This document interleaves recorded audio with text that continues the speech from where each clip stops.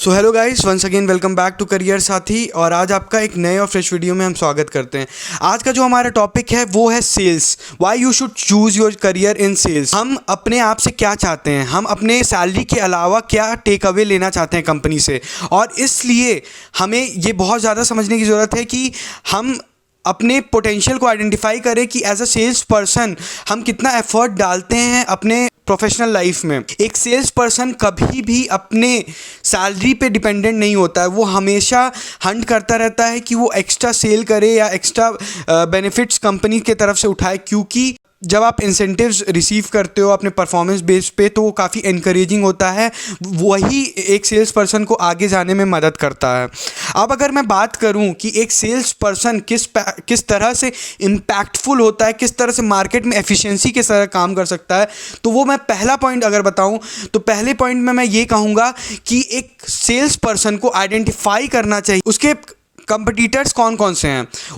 उन कंपटीटर्स के बारे में आइडेंटिफिकेशन बहुत ज़रूरी है, क्योंकि जब आप कभी किसी कस्टमर को पिच करने जाते हो तो वहाँ पे कस्टमर आपके सामने रखता है कि हाँ मुझे इससे अच्छा ऑफ़र मिल रहा है। या अगर आप कोई भी प्रोडक्ट लेते हैं, इन केस अगर मैं एक टेलीविज़न लेता हूँ तो अगर मैं कोई टेलीविज़न बेच रहा हूँ किसी भी ब्रांड का, तो मुझे ये पता होना चाहिए कि अगर सेम स्पेसिफिकेशंस के साथ सामने वाला हमारा जो कंपटीटर है वो कितने प्राइस टैग पे बेच रहा है। अगर वो उसकी प्राइस टैग हाई है या उसकी प्राइस टैग लो है तो हम किस चीज़ में उससे अलग हैं, जिसको कहते हैं यूएसपी, यूनिक सेलिंग पॉइंट।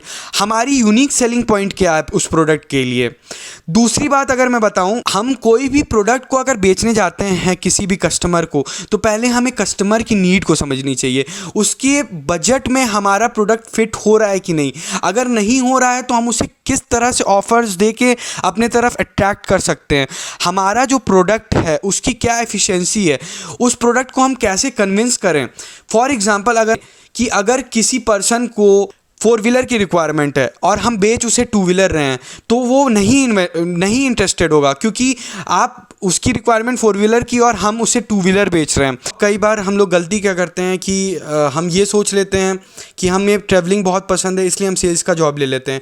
ऐसा बिल्कुल भी नहीं है, आपके इंटरेस्ट एरिया पे होने चाहिए, क्योंकि इसमें ट्रैवलिंग तो ज़रूरत पड़ता ही है, उसके बाद आपका मेंटली आप कितने ज़्यादा प्रेशर को झेल सकते हो, आप कितना ज़्यादा अपने टीम के साथ आगे बढ़ सकते हो, क्योंकि सेल्स जॉब पूरे तरह से एक टीम वर्क है, जिसमें ऑपरेशनल, जिसमें ह्यूमन रिसोर्स और जिसमें एक मार्केटिंग माइंड की बहुत ज़रूरत होती है। अगर प्रॉपर टीम वर्क नहीं कर रहे हो, एक प्रॉपर कम्युनिकेशन नहीं है आपके टीम के साथ, तो शायद ये एक लूपहोल हो सकता है आपके लिए। ये एक एरा है जहाँ पे कस्टमर्स के पास बहुत सारे प्रोडक्ट्स अवेलेबल हैं, लेकिन एक सेल्स पर्सन अपने रिलेशनशिप के बेस में उस प्रोडक्ट को कैसे सेल करता है सामने वाले को, वो कितना कन्विंसिंग है, कितना इफेक्टिव है कन्विंस करने में अपने प्रोडक्ट को, ये बहुत ज़्यादा ज़रूरत है।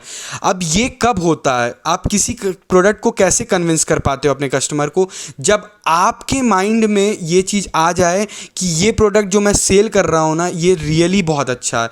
ये हमारे अंदर से भी आनी चाहिए कि हाँ, हम जो प्रोडक्ट सेल कर रहे हैं सामने वाले को, वो हमारे लिए एक 5 स्टार प्रोडक्ट होना चाहिए, तभी हम सामने वाले को कन्विंस कर पाएंगे। मे बी इट्स सर्विस और अ प्रोडक्ट, तो वो आपके लिए पहली बात तो बहुत ज़्यादा 5 स्टार प्रोडक्ट होना चाहिए, क्योंकि हम तभी कॉन्फिडेंट फील करते हैं सामने वाले को कन्विंस करने के लिए। Thank you, that's all for today. Hope you all are doing well. Stay tuned and keep supporting.